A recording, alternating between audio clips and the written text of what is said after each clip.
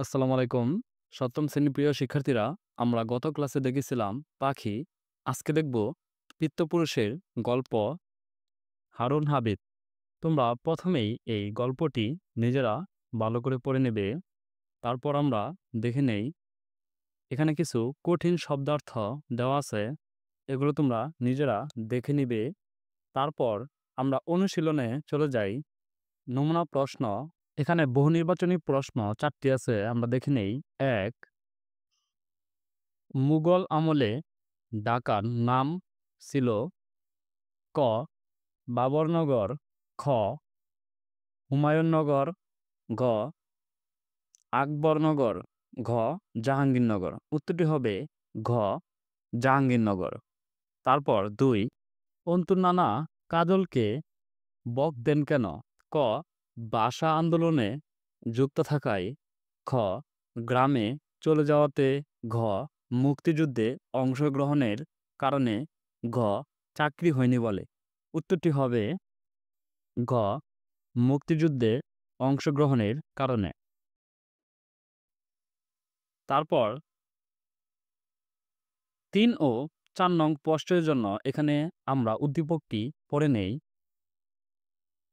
আমার ভাইয়ের রক্তে রাঙানো 21শে ফেব্রুয়ারি মুক্তির মন্দির সুপান্তলে কত প্রাণ হলো বলিদান, লেখা আছে অশ্রুজলে। 3 নং প্রশ্ন, উদ্দীপকের প্রথম অংশটি পিতৃপুরুষের গল্পের কোন দিকটির সঙ্গে সাদৃশ্যপূর্ণ? 1, ভাষা আন্দোলন, 2, মুক্তিযুদ্ধ, 3, ইতিহাস ঐতিহ্য। উত্তরটি হবে ভাষা ভাষা আন্দোলন। উত্তরটি হবে ক. ভাষা আন্দোলন। তারপর 4, উদ্দীপকের দ্বিতীয় অংশের মূল ভাব নিচের কোন কথাটিতে প্রতিফলিত হয়েছে? ক. স্বাধীনতা এবার আসবেই, খ. যুদ্ধ আর মুক্তিযুদ্ধের মধ্যে অনেক তফাৎ, গ. অনেক রক্তের ইতিহাস আছে, ঘ. ওরা আমাদের পিতৃপুরুষ। উত্তরটি হবে ঘ. অনেক রক্তের ইতিহাস আছে।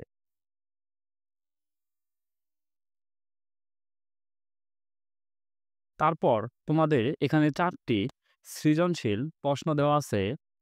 এই 4টি আমরা সমাধান করব। তার আগে আমরা এই উদ্দীপকটি পড়ে নেই। 1, সপ্তম শ্রেণীর শিক্ষার্থী প্রিয়তি বাবা মায়ের সঙ্গে প্রথমবারের মতো ঢাকায় বেড়াতে এসেছে। 21শে ফেব্রুয়ারিতে বাবা মা ওকে নিয়ে যায় কেন্দ্রীয় শহীদ মিনারে। বাবা মায়ের সাথে সেও ফুল দিয়ে শহীদদের প্রতি শ্রদ্ধা জানায়। বাবার কাছে ভাষা শহীদদের আত্মত্যাগের কথা শুনে গর্বে মনটা ভরে ওঠে প্রিয়তির। তারপর আমরা দেখে নেই তোমাদের এই প্রশ্নগুলো। ক. 1971 সালে কাজল মামা কোথায় পড়তো?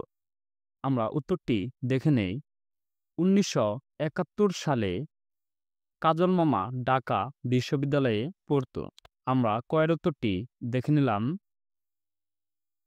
তারপর খ. যুদ্ধ আর মুক্তিযুদ্ধের মধ্যে অনেক তফাৎ উক্তিটি বুঝিয়ে লেখো। চলো আমরা এই ক্ষয়ের উত্তরটি দেখে নেই। ক্ষয়ের উত্তরটি হবে যুদ্ধ আর মুক্তিযুদ্ধ দুটো শব্দ কাছাকাছি হলেও এদের মধ্যে অনেক তফাৎ রয়েছে।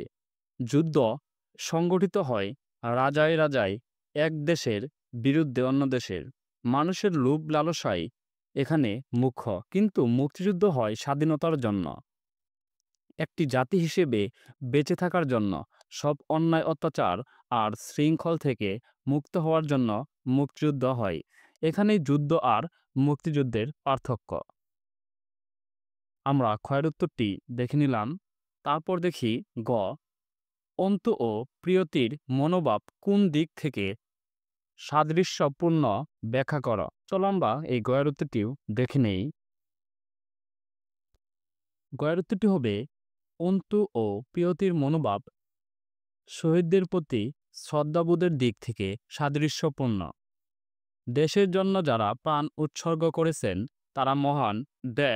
দেশের মানুষ তাদের ঋণ কখনো শোধ করতে পারে না। আজীবন মানুষ তাদের শ্রদ্ধাভাবে স্মরণ করে। পিতৃপুরুষের গল্পটিতে অন্তর মধ্যে শহীদদের প্রতি শ্রদ্ধাবোধের বিষয়টি প্রতিফলন ঘটেছে। মুক্তিযুদ্ধ ও ভাষা আন্দোলন বাংলার গর্ব, বাঙালির গর্ব। শহীদদের আত্মত্যাগে অর্জিত হয়েছে ভাষার অধিকার, জন্ম হয়েছে একটি স্বাধীন দেশের। অন্তু ও সত্তাকে হৃদয় ধারণ করেই মামার কাছে যুদ্ধের গল্প শুনতে চাই। শহীদ মিনার গিয়ে ভাষা শহীদদের স্মৃতি প্রতি শ্রদ্ধা জানাই। উদ্দীপকের প্রিয়তি ও অন্তুর মতো শহীদদের প্রতি শ্রদ্ধাশীল, তাই সে ২১শে ফেব্রুয়ারিতে শহীদ মিনারে ফুল দিয়ে শ্রদ্ধা জানাই। ভাষা শহীদদের কথা শুনে গর্বে তার মনটা ভরে ওঠে। তারপর আমরা দেখে নেই ঘ।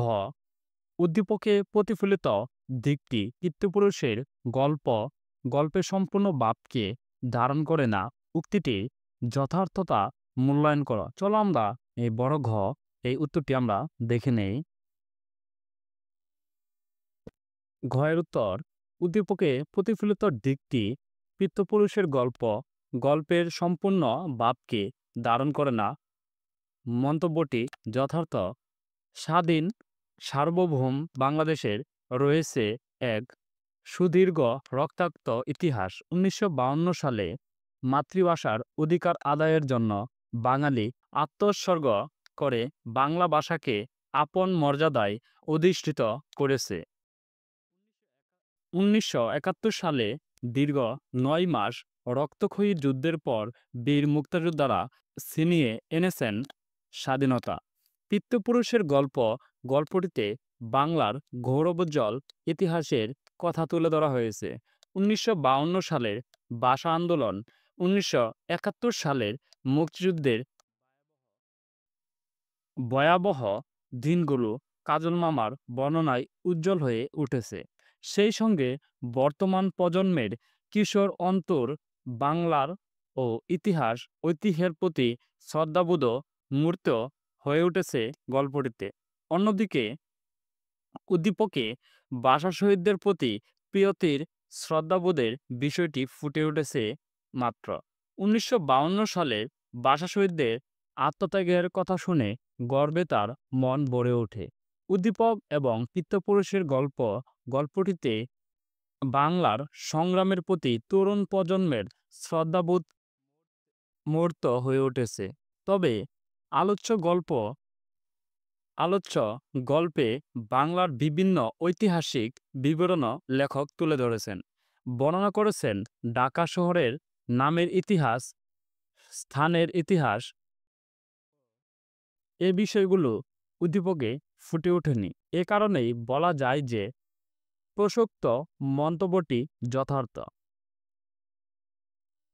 ধন্যবাদ শিক্ষার্থীরা, আমরা দেখে নিলাম তোমাদের এই গল্পটির বহুনির্বাচনী প্রশ্ন ও সৃজনশীল প্রশ্নের সমাধানগুলো। আমরা আগামী ক্লাসে দেখব ছবির রং, হাশেম খান।